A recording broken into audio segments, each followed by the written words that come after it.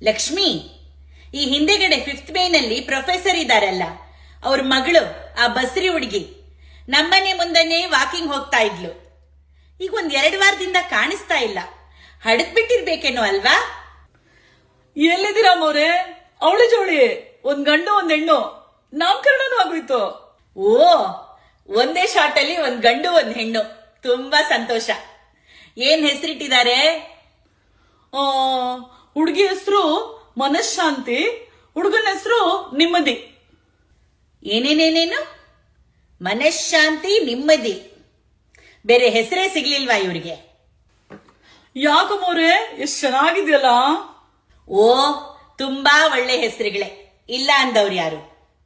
ಮನಃಶಾಂತಿಗೆ ಮೈಕೈ ನೋವು, ಜ್ವರ. ನೆಮ್ಮದಿಗೆ ನೆಗಡಿಯಾಗಿದೆ ಅಂತಾನೋ? ಅಥವಾ ಮನಃಶಾಂತಿ ಅಜ್ಜಿ ಮನೆಗೆ ಹೋಗಿದೆ, ನೆಮ್ಮದಿ ಬಾತ್ರೂಮ್ ಅಲ್ಲಿ ಇದೆ ಅಂತ ಹೇಳಕ್ಕೆ ಏನ್ ಚೆನ್ನಾಗಿರತ್ತೆ ಅಲ್ವೇ?